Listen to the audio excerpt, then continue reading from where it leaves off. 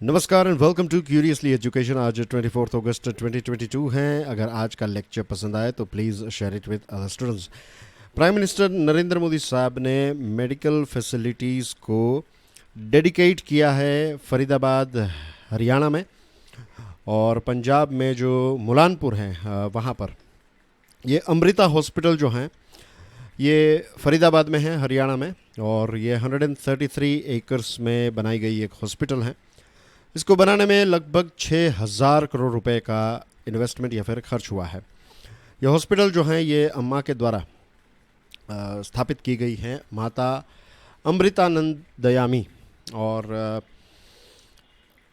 ये largest hospital है इस एरिया में, state of the art hospital है इस पूरे रीजन में। और जो Homi Bhabha centre, beg pardon, Homi Bhabha cancer hospital and research centre जो है, जिसके बारे में हमने कल भी बात की थी, तो ये कुछ 50 एकड़ में बना हुआ है। 300 बेड वाली ये हॉस्पिटल है।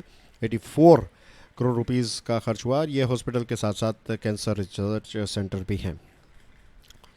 स्मार्ट इंडिया हैकेथॉन 2022 25 अगस्त यानी कि कल प्राइम मिनिस्टर मोदी साहब ग्रैंड फिनाले को एड्रेस करेंगे। ये एक नेशन वाइड इनिशिएटिव हैं। स्टूडेंट्स को एक प्लेटफॉर्म मिलता है जो अलग अलग सोसाइटी के, ऑर्गेनाइजेशंस के और गवर्नमेंट के प्रॉब्लम्स है, तो प्रॉब्लम को सॉल्व करने का एक प्लेटफॉर्म मिलता है। और ये दुनिया का सबसे बड़ा ओपन इनोवेटिव प्लेटफॉर्म है। इसका मेन लक्ष्य यही है कि एक कल्चर डेवलप हो जिससे हम प्रोडक्ट में इनोवेशन ला सके, प्रॉब्लम सॉल्विंग कर सके, out of the box thinking कर सके। खास करके स्टूडेंट्स के अंदर ये सारा कल्चर जो है वो हम डेवलप कर सकें। 15,000 से भी ज़्यादा स्टूडेंट्स इसमें पार्ट लेते हैं और 2,500 से भी ज़्यादा मेंटोर्स इसमें पार्ट लेते हैं। 2017 से हमारे देश में स्मार्ट इंडिया हैकेथॉन जो है वो हर साल किया जा रहा है। कोविड के टाइम पर इसमें थोड़े बहुत गैप्स आ गए थे। ब्रह्मोस मिसाइल जो एक्सीडेंटली फायर हो गई थी, आपको ये इंसिडेंट याद होगा कि अचानक से भारत से एक ब्रह्मोस मिसाइल जो है वो फायर होगी और कहाँ पर जाकर गिरी थी? पाकिस्तान में ये गिर गई थी। तो सरकार ने इंडियन एयरफोर्स के 3 ऑफिसर्स को टर्मिनेट कर दिया है, इनको निकाल दिया गया है। एक कोर्ट ऑफ इंक्वायरी कंडक्ट की गई थी और इस इंक्वायरी में पता चला कि जो स्टैंडर्ड ऑपरेटिंग प्रोसीजर होती है, तो ये 3 ऑफिसर्स ने इन एसओपी को प्रॉपर्ली फॉलो नहीं किया। इसकी वजह से ये एक्सीडेंटल फायर हो गया था। Civil aviation minister Jyotiraditya Scindia साहब जो हैं, उन्होंने हमारे देश के सिविल एविएशन सेक्टर के बारे में ये कहा कि इसमें एक ज़बरदस्त बदलाव यानी कि पैराडाइम शिफ्ट हमें देखने को मिल रहा है और कितने सारे नए एयरपोर्ट्स, कितनी सारी नई फ़्लाइट्स और नए एयरक्राफ्ट जो हैं वो हमारे देश में आ चुके हैं। उन्होंने कहा कि एविएशन सेक्टर का जो आंकड़ा है वो प्री कोविड लेवल तक पहुँच गया है। पर डे 4 लाख से भी ज़्यादा लोग जो हैं वो अब वाया एयर ट्रैवल कर रहे हैं। और एयर कंडीशनर जो सेगमेंट हैं रेलवेज़ का, तो उसको कॉम्पीट कर रही हैं एयरलाइंस। इसके साथ उन्होंने ये भी कहा कि आने वाले 7 से 10 सालों के अंदर अभी का जो आंकड़ा है ये 200 मिलियन है, ये 400 मिलियन हो जाएगा, यानी कि डबल हो जाएगा in next 7 to 10 years. Scindia साहब ने ये भी कहा कि अक्षा एयरलाइंस के आने के बाद और जेट एयरवेज़ के रिवैम्प के बाद अब एविएशन सेक्टर जो है वो नई ऊंचाई तक पहुंचेगा। बेनामी ट्रांजैक्शंस प्रोहिबिशन एक्ट ऑफ 1988 जो है, तो सुप्रीम कोर्ट ने इसके एक प्रोविज़न को स्ट्रक डाउन किया, यानी कि हटा दिया है। इस प्रोविज़न में ऐसा था कि जो बेनामी ट्रांजैक्शंस करते तो उनको 3 साल की सज़ा या फिर 3 साल की सज़ा और फाइन, या तो 3 साल की सज़ा या तो फाइन या फिर दोनों। तो ये चीज़ जो है वो इसमें इस प्रोविज़न में थी। एपेक्स कोर्ट ने यह बताया कि ये प्रोविज़न जो है ये अनकॉन्स्टिट्यूशनल है। Chief justice NV. रमन्ना साहब और जस्टिस सी.टी. रवि कुमार और हिमा कोहली की, जो जस्टिस हिमा कोहली जो हैं, तो ये 3 जजेस की बेंच जो है इसने सेक्शन 3 सबसेक्शन 2 जो है बेनामी ट्रांजैक्शंस प्रोहिबिशन एक्ट 1988 को कॉन्स्टिट्यूशनल ठहराया। पूरी एक्ट को नहीं, लेकिन सिर्फ इस पर्टिकुलर सेक्शन को हटाया है।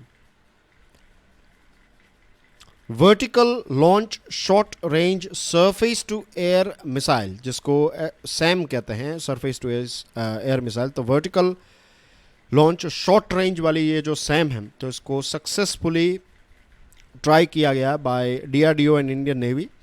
और ये इंडिजीनियसली डिज़ाइंड और डेवलप्ड मिसाइल है bye DRDO.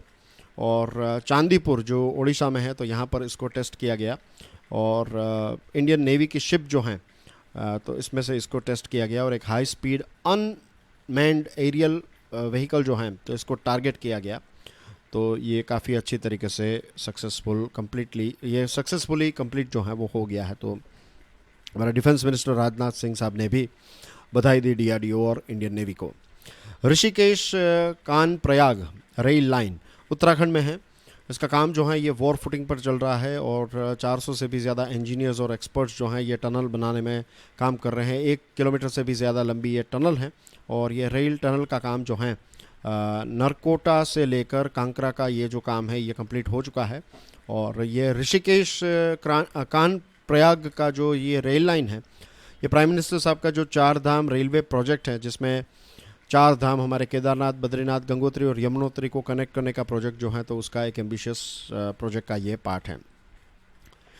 Chinese visas to Indian students, वे सारे स्टूडेंट्स जो कोविड की वजह से भारत वापस आ गए थे, चाइनीज़ यूनिवर्सिटीज़ में पढ़ाई कर रहे थे, तो अब उनको फिर से वीज़ा जो है वो चाइना देने के लिए तैयार हैं।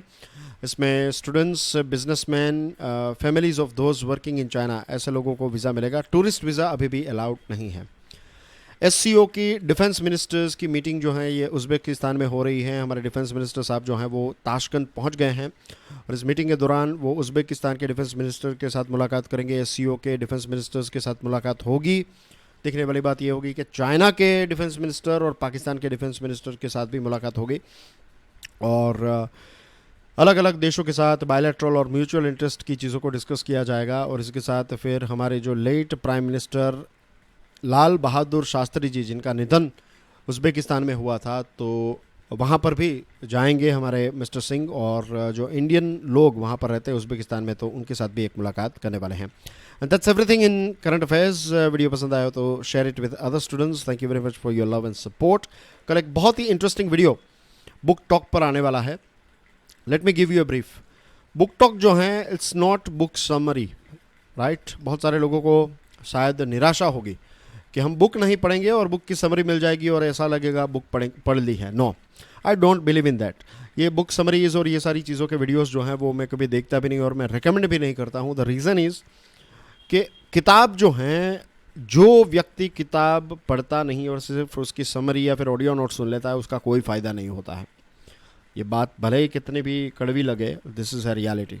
ऐसी बात करने वाले बहुत कम लोग हैं, but I will tell you the fact. मुझे जो हकीकत है वो आपको बतानी पड़ेगी।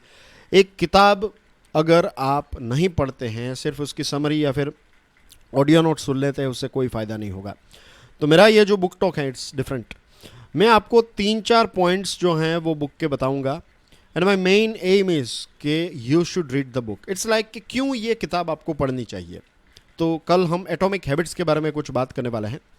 तो आपको ये वीडियो देखने के बाद कोशिश करनी है, जब भी आपको वक्त मिले, कि एटॉमिक हैबिट्स नाम की जो किताब है वो आपको पढ़नी है जब भी आपको वक्त मिला है, राइट। जितनी आपकी क्यूरियोसिटी, जितना वक्त आपका, जितनी एनर्जी डिपेंड्स, लेकिन ये किताब आपको पढ़नी चाहिए, राइट। और ये कोई पेड स्पॉन्सरशिप नहीं है। ऐसा नहीं है कि एटॉमिक हैबिट्स वाले जो हैं वो स्पॉन्सर कर रहे हैं तो हम उनकी किताब प्रमोट करें। नो, ये वे सारी किताबें हैं जो आपको जेन्युइनली पढ़नी चाहिए, जो आपके जीवन में एक वैल्यू एडिशन का काम करेगी। ऐसी किताब मैं आपके लिए, किताबों के वीडियोस जो हैं वो मैं आपके लिए लेकर आऊँगा।